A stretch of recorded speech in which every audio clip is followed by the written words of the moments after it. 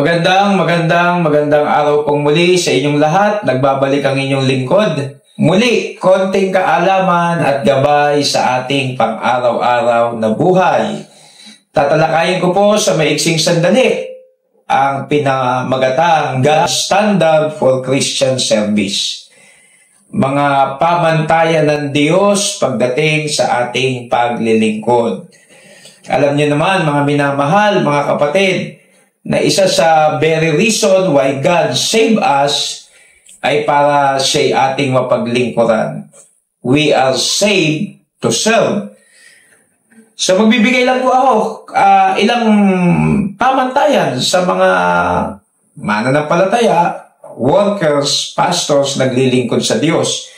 Tandaan po natin na sinabi ng Romans 12:1, sabi ni Apostol Pablo, I beseech you therefore, brethren, by the mercies of God, that ye present your bodies a living sacrifice, holy, acceptable unto God, which is your reasonable service. Hindi po madali ang maglingkod. Hindi madali ang magsuko ng buhay. Pero kung dito tayo tinawag ng Diyos, ay meron tayong kapayapaan diyan, at diyan tayo masaya, diyan tayo fulfilled, diyan tayo nilagay ng Diyos, kakatagpuin tayo at tutulungan ng Panginoon. Sa paglilingkod, may tinatawag po na life of consecration. You must be devoted. May tinatawag na life of separation. Talagang ihihiwalay mo ang sarili mo sa mga bagay na ayaw ng Diyos. May tinatawag na life of dedication. Dapat makita ng Diyos mula sa kaibuturan ng iyong puso na talagang dedikado ka. Ngayon, sabi ko nga sa inyo, hindi madali. Pero doon tayo masaya pagka alam mong ikaw ay tinawag ng Diyos at nilagay ka doon sa kung saan design ng buhay mo para sa kalwalhatian ng Diyos. So ito, tatlong pamantayan makikita natin sa Bible. Una, sa mga naglilingkod, una, do all things for the glory of God. Kayo na bumasa ng talata, Colossians 3:17, Colossians 3:23. Lahat ng ating gawin natin sa ikapupuri ng Diyos. Hindi nga men pleaser, sabi ng talata. Hindi rin yung mabigat sa puso mo.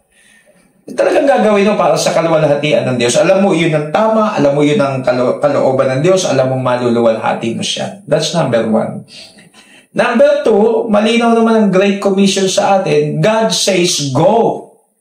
We need to go, share the gospel. May Great Commission. God did not say stay or stop. God says, go. So dapat alam natin yun. Lalo na ngayon, sobrang daming aanihin, kakaunti manggagawa. Huwag na huwag tayong matatakot o mahihiya o tamarin sa pagsishare ng Ebanghelyo. Kailangan to ng buong mundo. And number three, na maaring pamantayan sa paglilingkod, God must be the center of our life. Dapat laging ang sentro ng buhay mo kung naglilingkod ka ay ang Diyos. Kayo na bumasa ng talata, Matthew chapter 10, 37 to 39. Dapat nakikita sa atin ng Panginoon. Dapat una ang Panginoon, dapat pinakamahalaga sa atin ang Panginoon dahil nga tayo'y lingkod ng Diyos. Dapat kahit na may mga pagsubok na nananatili tayo sa Panginoon, dapat maintindihan natin yung mga pamantayan ng Diyos sa banal na kasulatan. God's standard for Christian service. So mga kapatid, minsan may pagkakataon tinatamad tayo. Minsan may pagkakataong parang ayaw na natin. Minsan may pagkakataong sabay-sabay ang problema. Just go on. Pwede tayong mag-recommitment. Pwede tayong lumuhod sa Diyos kung ano man ang ating kabigatan. Ang mahalaga, nagtutuloy tayo, ginagawa yung kalooban ng Panginoon. So sana may naintindihan po kayo. At hanggang dito na lamang po akong muli. Ito po ang inyong lingkod, ang Peking Kano.